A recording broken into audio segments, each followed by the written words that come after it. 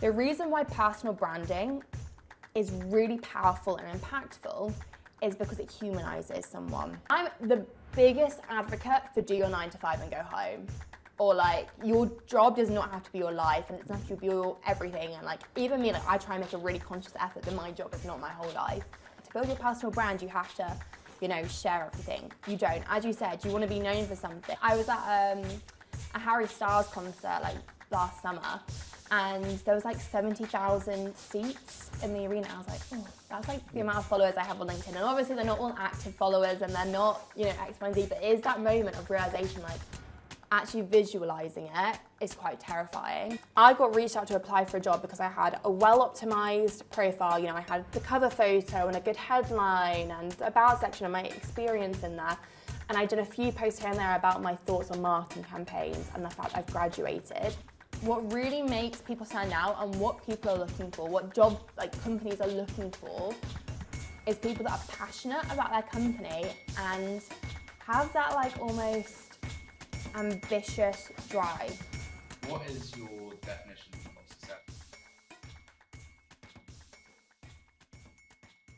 Isobel, welcome to the podcast. Thanks for having me. You can just start off by telling us a little bit your career journey so far. Yeah, so hi, I'm Izzy. I graduated uni in 2021, summer 2021, so just after the pandemic, and very much did not know what I wanted to do. I'd done history and politics at uni, so obviously not marketing, not journalism, not business, nothing like that, nothing that one might say is like super transferable, like go straight into a specific industry.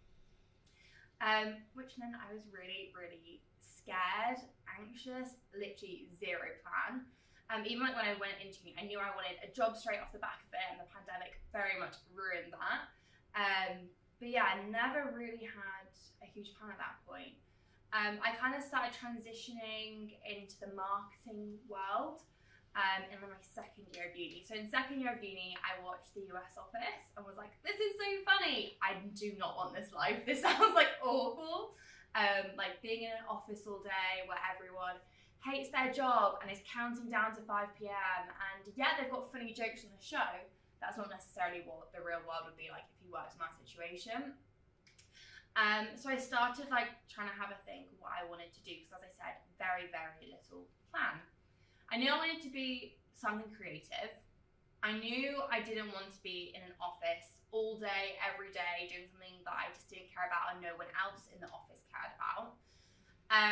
So I started kind of having a look through like what I was interested in, and I kind of tend to movies to like think, what things have I seen in the past that I really enjoyed? Luckily, I didn't think of like Suits or Grey's Anatomy and like wanted to like switch to lawyer or medical, because that is a lot and I obviously didn't want to do that.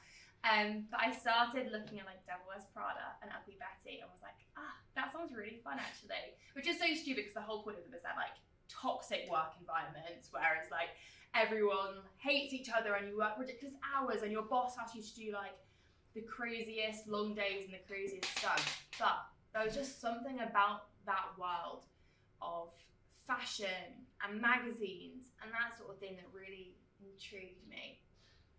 So out of some weird, bizarre kind of path, I got really cocky one night and just found the emails of the editor-in-chief of Glamour and Vogue. So they're both under Condé Nast, which is like GQ, like basically every big magazine you know is pretty much under Condé Nast.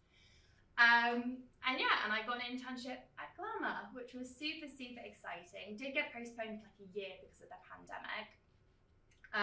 But you know, I worked with them for about a week, wrote some articles that are actually still now published on the website that literally say by Isobel Cowell, which was super exciting because I didn't think that would happen. And as well, it also shows how important it is to not let little setbacks put you back. Because I remember when it got postponed because of the pandemic, originally it was meant to be in office in Vogue House in London, which is this crazy building with like big revolving doors and marble and all this stuff.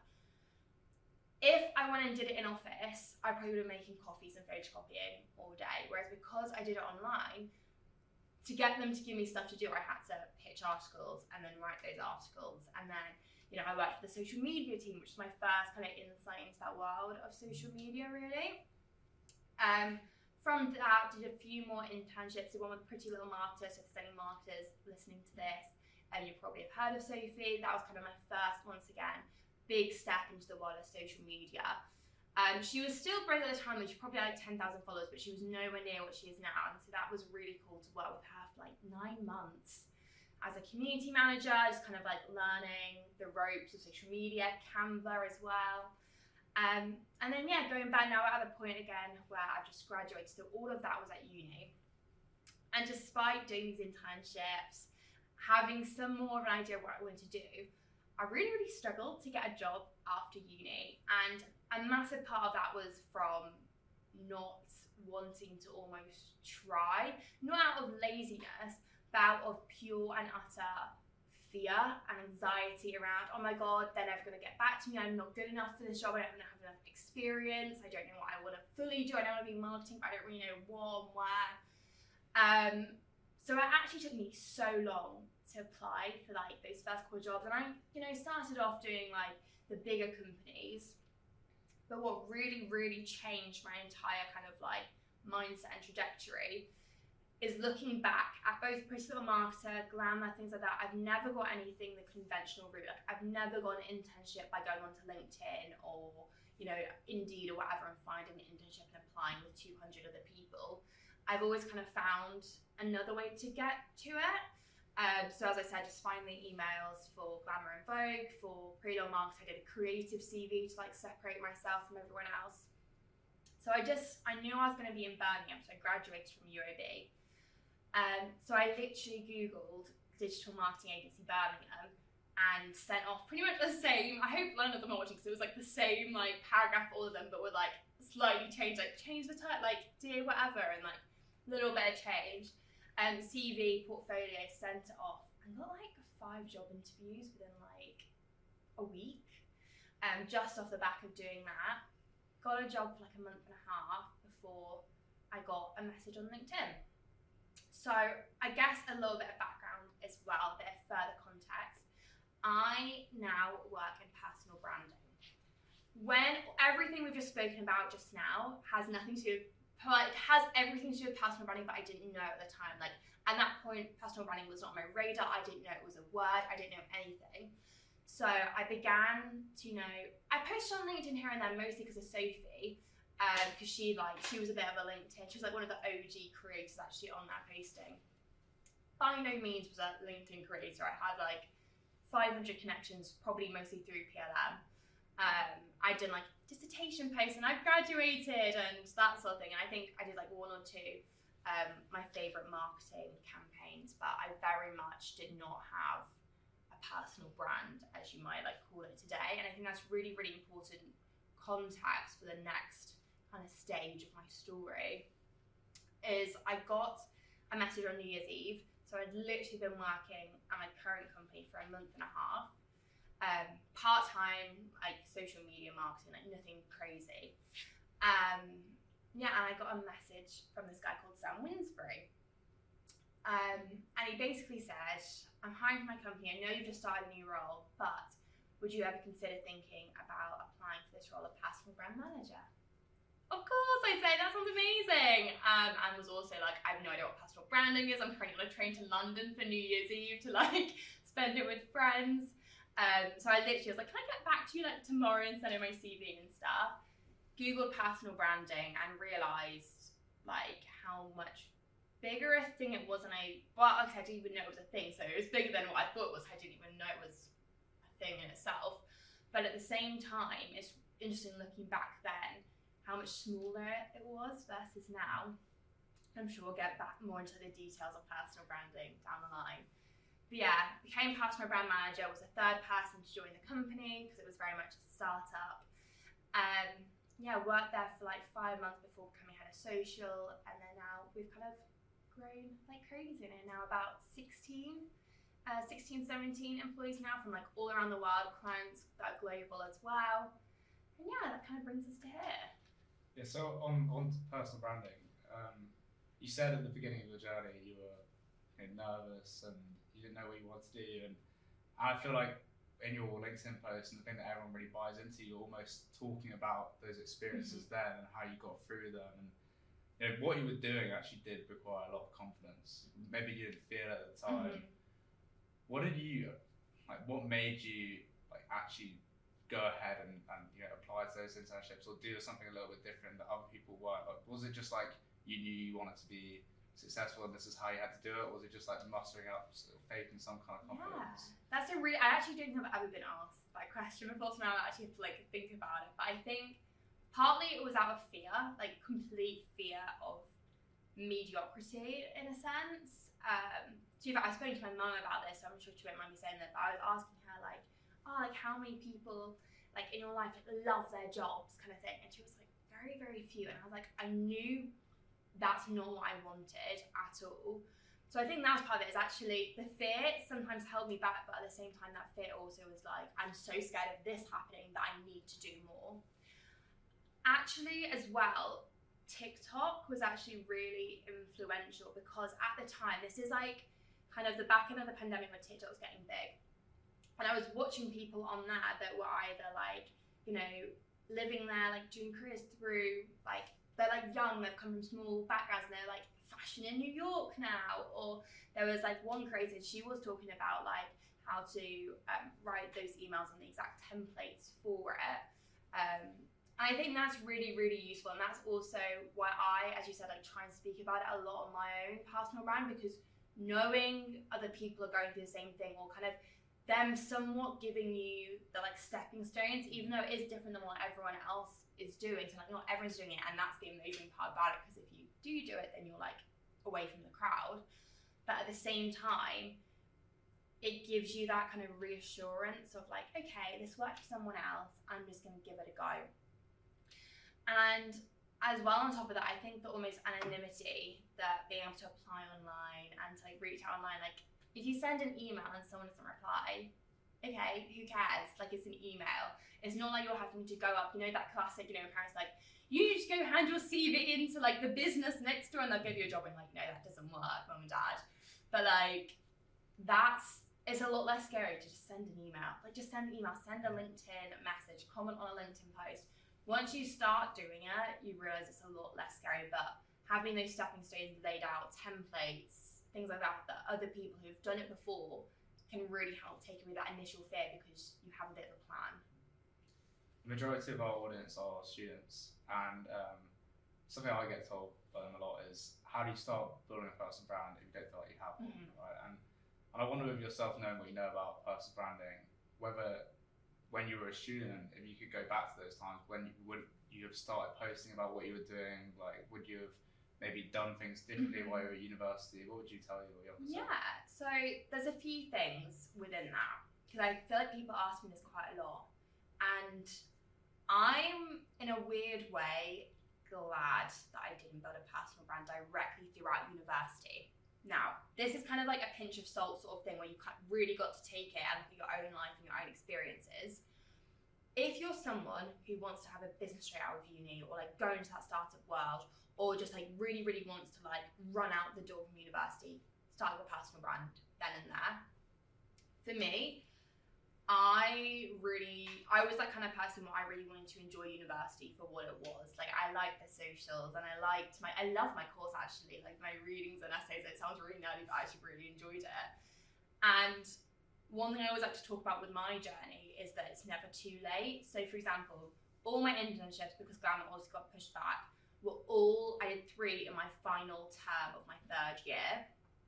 And then as well, I didn't start building my personal brand till 6 months after I graduated, and I turned 23 in August, and I'm doing okay. Do you know what I mean? Just because you left it later doesn't mean you're too far behind. And it's really important. But as I said, if you're going to want to build your personal brand at uni, and you want to you're that person that is really, that entrepreneurial mindset, and it's I want to go, do it. It's completely okay. And I think as well, there's a few reasons why people don't want to build personal brands I think are really important to touch on and kind of break those myths around it. So one of them would always be, it's really cringy, and my friends are gonna think I'm really, really weird for posting online. Okay, yeah, maybe they will, but once again, if you've got that mindset, if you've got those goals, who cares? And as well, you need to surround yourself, and I will take to my grave, this is more important for your career than your personal brand or whatever, but your personal brand can help in this. The people who you surround yourself with will determine how you live your life, both from, you know, a career perspective, to how much you network, to how much you go to the gym, what food you eat. Everyone around you will determine kind of your personality and your trajectory. So if you're with people that are going to think it's super cringy, are they the people that are going to help you get to where you want to go? Probably not. And your personal brand can really help you find the people that are going to help you get there. Like, so many of my friends now I met through LinkedIn, and I'll like go stay in their family homes in like Scotland and like meet their parents and stuff. I met them through LinkedIn. So that's the first thing. And then the second thing is I've got nothing to say. And I think university students especially feel like this, because they're like, well, what have I done? Like, I've not got a business, I've not been in the workplace for 10 years or whatever. It's super, super important to always think, you know more than you 1 year ago. That's the first thing. Let's say you're a third year student, you know more than second year you. So you've got those experiences, you may have applied for some jobs and left them out, whatever. But as well, like, you can start really small. I think there's a lot of confusion about what personal brand is. Like, oh, I don't want to start my personal brand in uni because I don't want to be a LinkedIn creator, LinkedIn influencer or whatever. That's not what it was. As I said, and that's why I said that contact at the beginning, I got reached out to apply for a job because I had a well-optimized profile. You know, I had the cover photo and a good headline and a about section on my experience in that. And I did a few posts here and there about my thoughts on marketing campaigns and the fact I've graduated. I've got friends as well, especially in more niche worlds, especially if there's like any engineers listening to this, things like that. I know so many engineers, they did like 2 posts that I've got like recruiters offering them their dream job for like 50, 60K a year. So I think it's really important, if you are thinking of growing your brand at uni, those are 2 really big things to always keep in mind when you're going about it.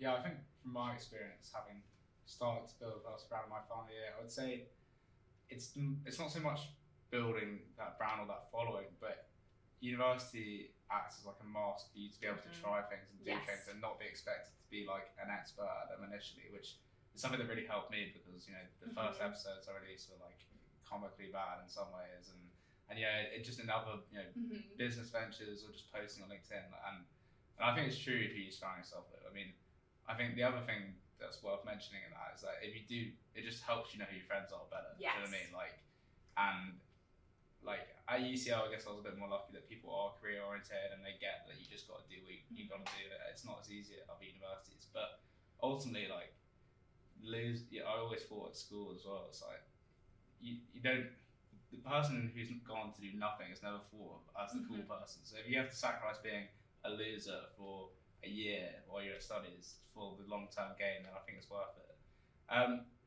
What do you actually think the word personal branding means then? Because I'm sure you've like thought about this a fair bit, and obviously like everyone knows how important branding is for just companies in general. So like, what is the difference between personal branding and branding? Like, what are the similarities? Yeah, for sure. So personal branding, I always just define as that's your reputation. That's the world's outward perception of you. And that outward perception is really important because who you are can be quite different to that perception, and you want those 2 things to align. And it's the same when it comes to businesses and their branding. Like, if you're a brand that is championing sustainability, for example, but in reality you're not sustainable, those 2 things aren't going to align, and you're not going to really get anywhere if it's performative. And that same kind of logic goes to your personal brand as well. So, for example, let's say you want to be super charismatic online and stuff, like you're really, really shy, and you're going to like write in a way that's not you. As soon as you ever get to the next step, when you meet someone or whatever, it's just not going to align. If you go for a job interview, if you go for whatever, and those 2 things don't align, it's not going to work. On the other side, personal branding is also really good because let's say you are super like, you're talented and smart and so ambitious and can talk to everyone, but you've not got a personal brand. Who cares about any of these skills? Because if no one knows it, you're still not going to get anywhere. So that's really important, and those 2 things kind of go back and forth with branding. Like, if a business is incredible, and we have that a lot because we have at our agency, so I work at a personal branding agency, where we do personal brands for clients. And so they'll come to us and they've got these amazing stories or this amazing brand, like their own company that they've built is incredible and like changing the industry.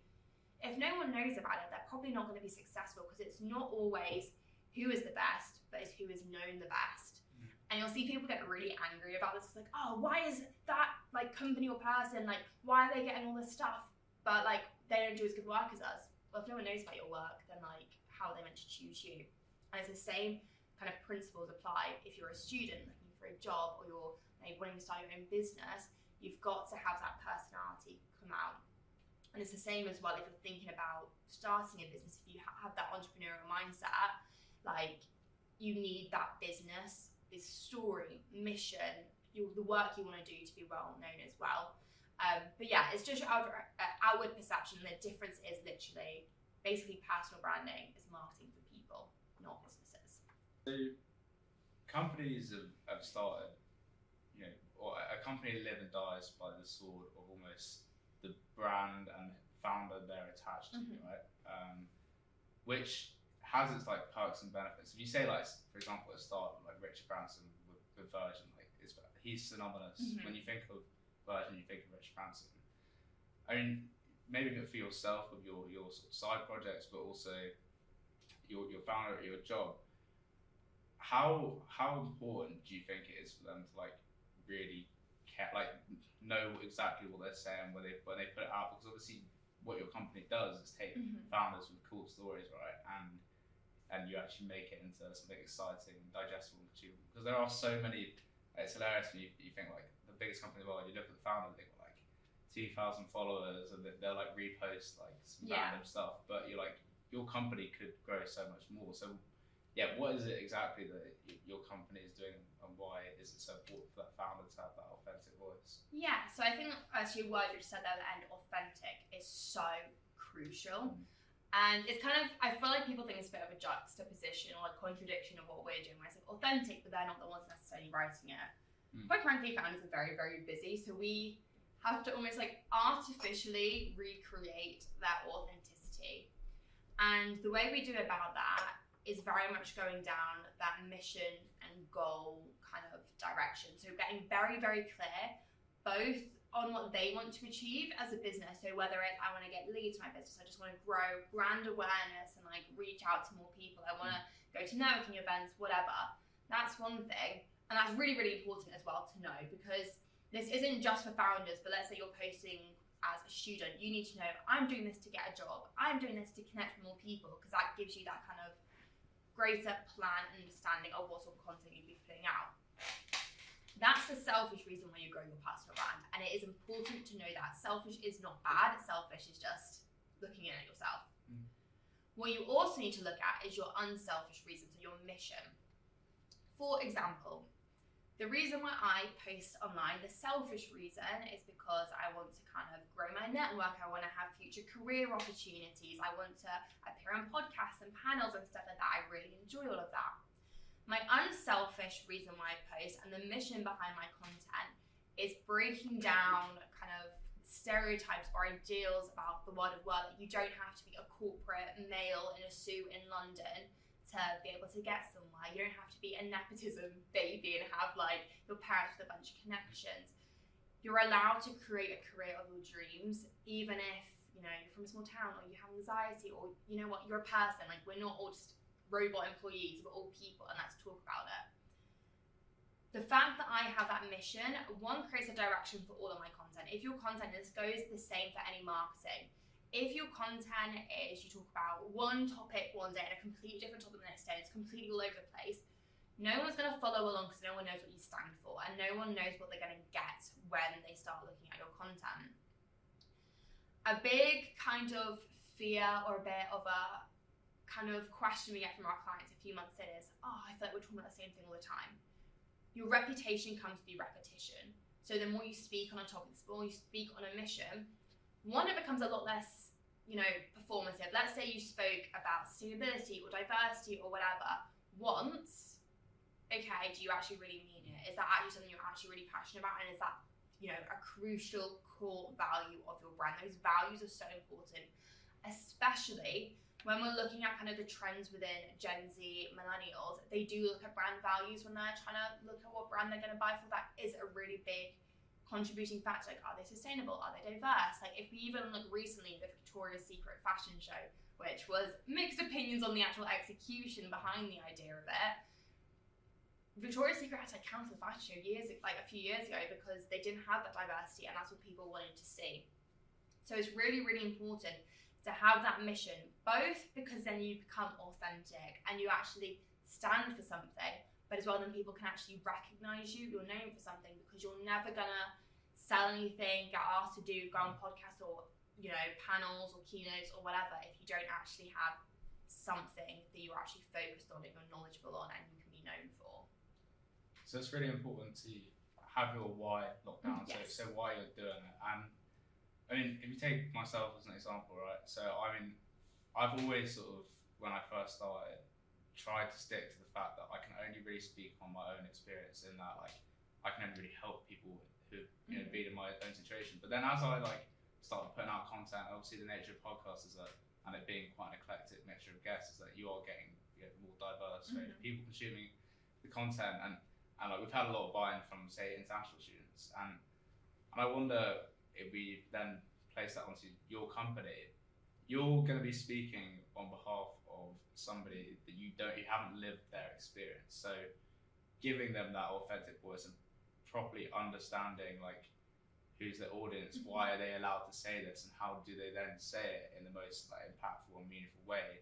How are you managing that in general? Yeah, so we always say this to our clients, it is collaborative. And it's just kind of hard because a lot of clients will come to us because they don't have the time to write their personal brand, all that kind of stuff. And that is very much fair enough. And we're not expecting you to do the same amount of time as if you were writing 5 days a week and then doing the engagement and posting it and looking through your DMs. But what's really, really important is we have a really strong back and forth communication, and that we have a story. So like our onboarding process is pretty in depth. So like the first call is like an hour-long kickoff call where we get their backstories, their opinions on stuff, all that kind of thing. And we can really build it out. A big positioning deck that's like 30 pages long. It's all to do with their personality and what their mission is and all those different things. But it doesn't stop there. Like every single post has some sort of their story in it. And as well, the more we speak to them, like we're speaking to them on like an hour every other week on a call, and then being on WhatsApp as well, we do start to learn their stories and we know their opinions. Like I'll have a client and I know their opinion on mental health or diversity or anything like that, and if they need to like comment on their behalf or write a post on that, I know their thought process. But at the same time, it does need to be collaborative. I need to sit there and say, I want to do a post on this. This is my ideas, but what's your opinion exactly on this, so we can really frame it correctly. As well, even the way it's written, it takes kind of a bit of practice, but you start to pick up what clients say, inserting words. A really important thing about your personal brand, and it does depend. Like let's say you want to, be a really corporate lawyer. Okay, you might want to talk a bit more formal on LinkedIn.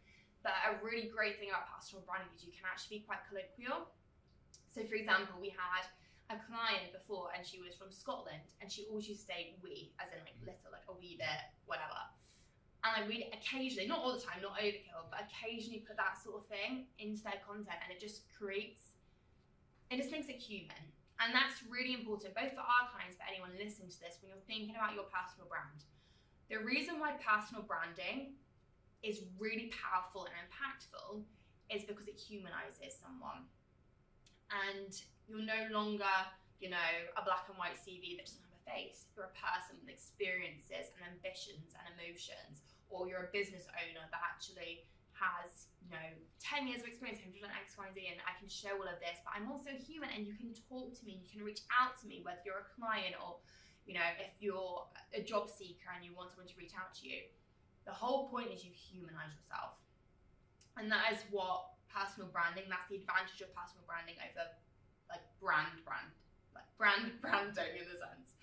And so you've got to think about that for yourself, but we also do that for our clients of adding in these colloquial phrases, adding in their stories, adding in their experiences, because that's what makes it theirs. One thing I've always said is, in terms regarding how I want to be known, or is that I would hate to be Love Island famous or anything like that. I would want to be known for having done something cool, especially you walked into a room. I wouldn't want to walk down a street and people recognize you or whatever. And not that that's a problem right now at all, but I wonder with yourself. I mean, you're obviously doing it when you mentioned earlier, like selfishly for your own career and whatever in that regard. But you do have a big following now, and I've seen you've taken breaks from posting on LinkedIn at times, and you must get like quite daunted by the fact that a lot of it you're posting about your actual self, like your life. You're bringing real life experiences and sharing that with a lot of people that you don't know, to be honest, who are gonna know more about you than probably you even realise when you go into a conversation with someone. So tell me about that whole like period that you took off, and even now that you're writing on behalf of other people, is that almost like refreshing for you? Yeah.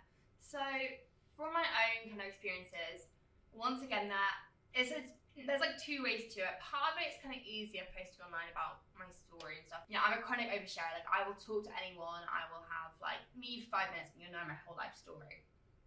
And that's really important to frame my personal brand.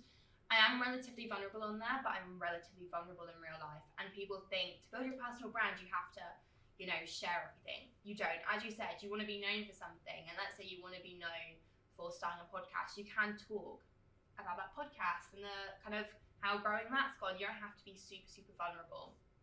Whereas for me, I like that because that's me. At the same time, I sometimes forget how many people are kind of watching it. I was at a Harry Styles concert like last summer, and there was like 70,000 seats in the arena. I was like, oh, that's like the amount of followers I have on LinkedIn. And obviously they're not all active followers and they're not, X, Y, and Z, but it is that moment of realization, like actually visualizing it is quite terrifying. And I actually find it harder now than when I started, because and that's also why I kind of take breaks, because I get quite scared posting, and I almost feel kind of weird saying that, because I'm meant to be the one that's being like, no, post, it's amazing, like you can do anything, you can, and you should be posting. But I think people think the more you post, the more followers you get, the easier it gets. But sometimes it can actually be harder because, and it sounds silly, but you do think, oh, what if this post doesn't perform? Because if it doesn't perform, I've got a lot of people that know it hasn't performed. Whereas let's say you had 1,000 followers and you get a post with 3 likes, it doesn't feel as much stake in it, if that makes sense. Yeah, I think also the other fear factor is it's not like being TikTok famous or Twitter famous, where you don't know the accounts that are following. Yeah. You could actually go on every single one of your followers and see who that person is that's looking at you or interacting with you. Yeah, I mean, God, it must have been just a really sort of weird journey actually getting to that following and actually like observing that shift in your own brain when you actually come to what you share, how you share it, when you share it. What would be your advice to someone who's currently just starting that journey in terms of like actually dealing with the more mental side of it? Yeah. Like treating yourself nicely throughout the whole process and making sure you don't burn out or ruin, damage your mental health. Yeah, for sure. I think this goes back to something you said at the beginning, surrounding yourself with the right people. And I did a post about this a while back actually, and one of the reasons why I do feel like this year I've slowed down in posting is because I'm not as heavily surrounded by people who are. So previously there was a guy in my company who's now gone off to start his own, incredible, and we would if I didn't post, he'd be like, where's your post this morning? In like a nice way, but I had that accountability. Or last year I was going to a lot more networking events with other LinkedIn creators and stuff like that. And making it feel more tangible, having real people in your real life who care about whether you're posting or not, actually really just help keep you going. And as well, you can actually have conversations, as you said, like there is a bit of a mental drain. Like I don't want anyone to be scared of getting hate comments, because like they're not that common, they really are not. But sometimes you do get them, especially like I always say, if I get a post that's over 4,000 reactions, there is going to be hate on that. There's been 2 instances where I've had quite viral posts. One of them was quite early on, actually, like 2 or 3 months into posting. I got a post with 38,000 reactions. And then this January, I got over 115,000 reactions. And it's great because you bump up 10,000 followers in a week. What does LinkedIn hate even look like though? Because the comment section is normally like, you're a lazy, horrible person and you deserve nothing. And you're like, oh my god, the hate is so brutal. It's not something you're used to seeing on that app compared to others either. But one thing I have learned, like I said, I don't want anyone to be scared of posting, because quite frankly, I could post a photo and a story of me helping a puppy and people would be like, where are the cats? Like, how dare you help puppies but not cats? You know, like, it's that whole, and there's a big like word on TikTok, like whataboutism. Like, if the full story is not on here, you clearly haven't done anything else. For example, that first post I did was about moving home after uni, and how like that wasn't originally the plan, and now I'm living in my childhood bedroom, and you know, sometimes my mum comes in and is like, oh, can you go to the post office? And I'm like, I'm literally working, like, no. And things like that. And there were people commenting like, oh, you're so ungrateful, this, that, and the other. And I literally had to stop my mum from like commenting back to them, because my mum was like, no, like, you've done this all yourself. Like, my mum's like honestly my biggest supporter, and like she was getting so angry. And I think that's the thing. I feel like I've got quite a good mentality now. One, knowing that if you do get hate, it's purely because you've hit a certain like number of reactions, and the algorithm's just putting out your content to people who don't know you, don't know your story, and also are not the kind of people you're trying to reach. But as well, I can guarantee, because I've done this a few times, if someone leaves a hate comment, if you click on their profile and click comments to see what other stuff they've done, every single comment they have ever left will be a hate comment, like on every single post. And it's just really important from like that mental point of view. As you kind of saying earlier, people that don't achieve anything, that like someone doing better than you is not going to hate on you. If someone, you know, sees that you're working hard and like respects that, they're not going to hate on you. If you are going to get hate, or once again, whether it's online or people in your own life, it's not necessarily something you should care about. And a lot of the time it's that whole negative bias. If, let's say you have 5 friends, 4 of which are so supportive, but one's like, what you're doing is really cringy and awful, that one comment versus the 4 comments that are really, really great is going to feel really intense. So it's really important to have that kind of like strong mental kind of attitude and be very, very aware of actually what is going on when there is hate or when there is negativity within your life when you post online. So when you were at university, you were doing history and politics. I studied history, and I had a feeling when I was there studying history, like I knew that it didn't translate into a career path. And when I was there, like the only thing that like sort of kept me like worrying about my career and what I was going to do too much is that you could tangibly see how you were doing by your results and how you were ranking compared to other people and whatnot. But for yourself, who you said you enjoyed university and that structure, and then you go into a job that's not got those traditional bonuses or this progression route through the company, for example. How do you actually recognise when you've done a good job, and how are you setting them yourself, or is the company setting that for you? Yeah, that's actually a really interesting question. So I think everyone has when they go into work, but it's especially intense when you work from home.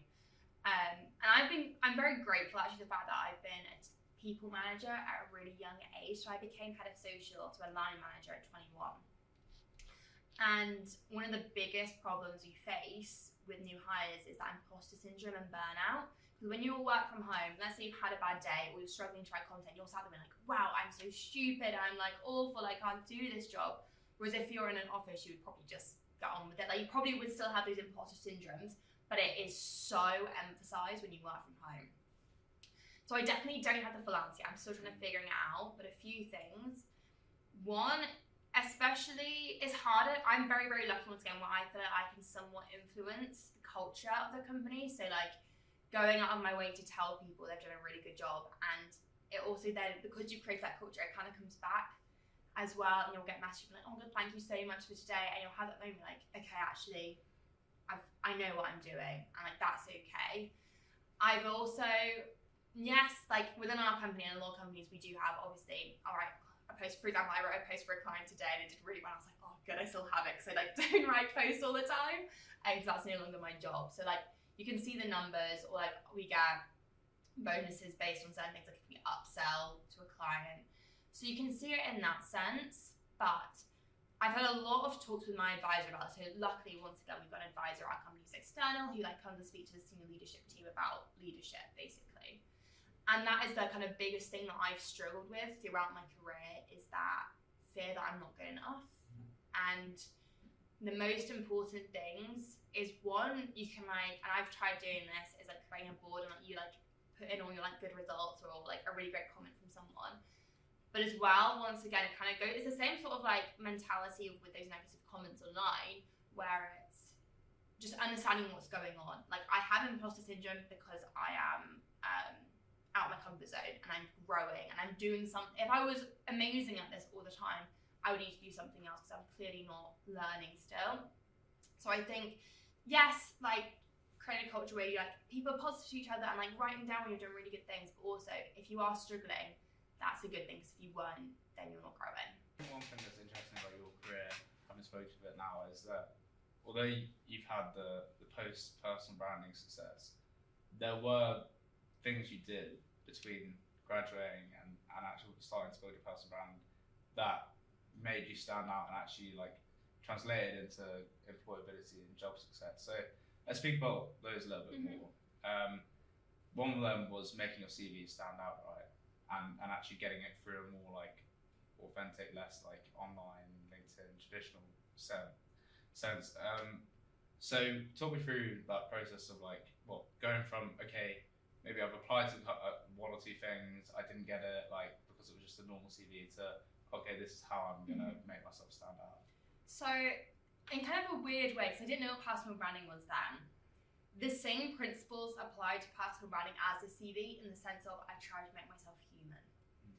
And that is such an underrated trait. For example, and this goes to everything, if you go to a job interview, I always, if I can make that job interviewer laugh at one point, I know I'm in, kind of thing. Like, I remember even applying for my current job, and my CEO went to my university, and I was like, I'm gonna make a joke about Steady Oak, which was like the really gross place that all the students live, like the town. I was like, I'm gonna make a joke about that, I'm gonna be human. And it's the same that went for the CV.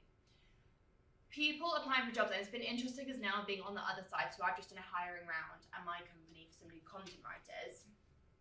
And what really makes people stand out and what people are looking for, what job like companies are looking for, is people that are passionate about their company and have that like almost ambitious drive. And that's the thing, I'm the biggest advocate for do your 9 to 5 and go home. Or like, your job does not have to be your life, and it doesn't have to be your everything. And like, even me, like I try and make a really conscious effort that my job is not my whole life. But at the same time, like, we want people that, while they're on the job, to be thinking about the next big thing. Like, the biggest thing for me is initiative. I don't care if you come and you don't have all the exact skills, but if you've got the initiative and you're willing to learn and take feedback, that's what I'm looking for. So thinking how we can show that within a job application is that kind of going above and beyond. So for example, the Pretty Little Marketer, which is like Instagram, like her Instagram was big back then as the main one, but I was a Facebook community manager. And so I created a creative CV that looked like the Facebook page, but instead of the post, it was the post in the Pretty Little Marketer style, but they were my work experience and my education background and stuff. What I did with that is showed that I cared enough about the company that like I was going to go above and beyond. I understood the kind of company enough to know like that was what I was going to be doing and the vibes of it. As well, I didn't have any real marketing experience back then, but I knew one of the job things would be kind of graphic design. Any graphic designer says to me that like Canva's not graphic design, Canva is not graphic design, but to the extent that I needed to do for this role, it was. And so showing I can use Canva and I can literally create the content that you want to be producing already. I'm going to show you that. And that's taking that initiative and showing that passion, which is so important. And it's the same when it came for when I was applying for Vogue and Glamour. Within my like initial email, I like said like hi, their name, so it made it personal, spoke a little bit about myself. But one thing that I think is so important I included was the fact that I've been obsessed with Ugly Betty since I was 7 years old. Had that story, made me seem human, had a bit of like almost like humour into it, and a bit different than if I was just like, I went to this university and I did X, Y, and Z. And as well, once again going back to the passion for the company, I included, I read this article recently, name of article by name of the writer of the article, and this is why I loved it, and this is how that relates to your mission and my mission. So one of them I think was about like Harvey Weinstein, for example, and like I was like, I really like love this article because I'm really into, you know, furthering women and women's rights, and obviously against Harvey Weinstein, and I really love that that's what you do at your company as well, and showing that I've done that research and I've created that value. And that's all you have to be doing, even if you are doing a black and white CV, because it's that sort of company, it's a little bit more corporate, you can still think you can incorporate that stuff in your cover letter, or especially if you're into creative roles, how can you do your portfolio so it tells your story, but as well brings in, it sounds silly, but the vibes of the company that you're going to. Yeah, and at university, I think one thing that happens is you start comparing yourself with the people around you in terms of what they're applying to, the routes they talk. Everyone talks about like, oh, I just applied to here. Okay, how did you apply to that? What did you like? Might have a look at your CV, blah blah blah. And I mean, so I didn't go to Birmingham myself, so I don't exactly know, the kind of careers that it normally fed into or anything. But for UCL, it was mainly consulting, banking, and law, and nobody else was doing what I was doing, which is probably the most challenging part of it. And to be honest, like nobody cared what I was doing for a very long time, and it wasn't until like that consistency and that validation from some bigger businessmen, or for example, that I was like, okay, I'm gonna go like really hone in on this being my route for now. Even with the applications to Pretty Little Marketing, like they're not traditional ones to apply to, and there wouldn't have been many people to sort of speak to about like, oh, like I got this rejection, or I don't know what I'm doing, so. What would be your advice to somebody who is surrounded by people that are all kind of looking to go to the same thing, but in yourself that you want to do something different? How do you break that mold? Yeah, for sure, and like context as well. So just generally at the university, but even in like my close friends in my house, they were all engineers going into engineering, psychologists wanting to become psychologists, like therapists, things like that. So they were all doing very, very different things to me in a similar way to you. I would say one, like it's a lot easier said than done, but just having that really kind of inner self, that why, and actually thinking about, okay, long term, like the people you're surrounded with right now, like hopefully you'll stay friends with them, but their opinions right now aren't going to matter as much in 5 years where I want to be. So having that really strong kind of sense of self and sense of direction is really important. But as well, as you said, until I got validation from X, Y, and Z, like some people will say, oh, you don't need validation, just look into yourself. But actually that is important as well. So trying to put yourself out there so you can be in those positions where you can get that sort of help. So for example, doing internships and then do really well in that internship, being like, okay, that's another thing ticked off. Okay, I can do that. But as well, growing your personal brand, you will meet people in the industry you're trying to go into. So right now, so many of my friends are in marketing or business. Like that is my like core friendship group at the moment. I would not have that without posting online or reaching out to them. And you do not need massive followings. If anything, what I would say is don't go, like obviously if there's someone you really look up to that has loads of followers, drop them a message, you can ask them a question. What's going to be a better direction for you though is looking at people in a similar position as you.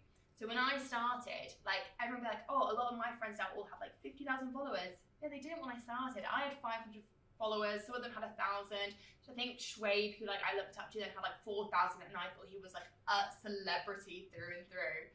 And these are the people like that are just like that little bit ahead of you. Start reaching out to them, start conversations, because they're probably gonna have a lot more time to talk to you. But as well, we're in very much a loneliness epidemic right now. Like no matter, even if you're a consultant going in and there's a bunch of consultants around you, you're still gonna feel really, really lonely. So finding those people that also are looking for that connection can really, really help drive you forward. It's great advice. And you mentioned earlier on the answer that talking about where you want to be in how many years. And I don't know, with your career so far, for example, on New Year's Eve, getting that message to join your current company, there is an element of just go wherever the wind takes you. Yes. But you must have like some idea of where you want to be in 3 to 5 years in terms of like maybe not the actual job role or like what you wanted to have achieved in order to feel fulfilled. So yeah, what is that? Yeah, very, very good question. So in an ideal world, and this once again is going back to the roots of things, I originally wanted to be in the world of more like fashion, like either it's fashion, jewelry, skincare, like that sort of more kind of feminine driven industry would be a really big goal of mine. Definitely in-house as well. All of these things as well. What's been really, really great about joining a startup and joining as a number 3, like third person there. Like my current boss knows all of this and is like, I'll help you to get there, which is really, really great. Because I think sometimes people, if you ask that question to some other people, they're like, oh, I will be at my company for the next 10 years. Like my boss, he knows that I'm not, and that's kind of always been the cards, which has been really nice to have that transparency. But yeah, definitely in-house, because as much as I love agency life, it's very fast-paced and you're doing stuff for everyone.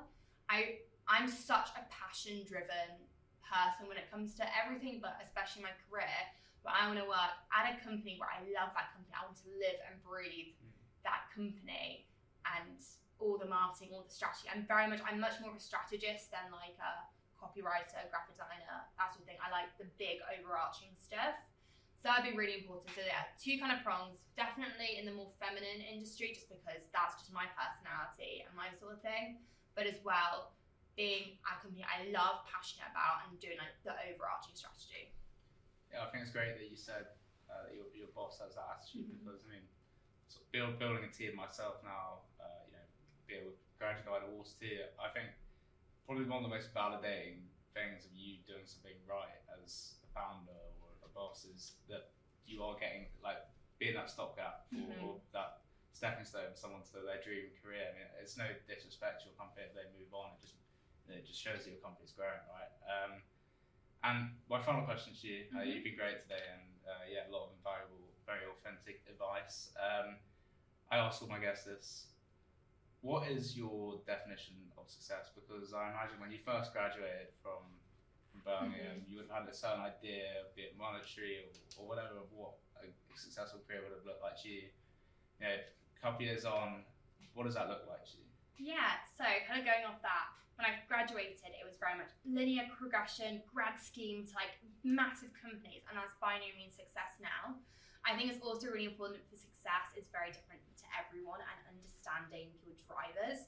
I obviously, as everyone does, want enough money to the company, have a nice house or whatever, go on a holiday.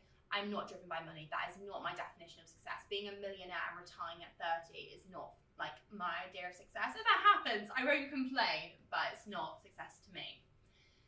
To me, it's living a life and having a job and just having the lifestyle surrounding that job and everything where I feel passionate and excited, and I'm surrounded by people who are also passionate and excited, and waking up on a Monday morning and be like, oh, I'm not scared to take on the week, I'm excited to take on the week. And as I said before, it's just purely having that driving factor and that kind of purpose that is, I'm really excited. Izzy, you've been great. Thanks so much for coming on. Thanks for having me.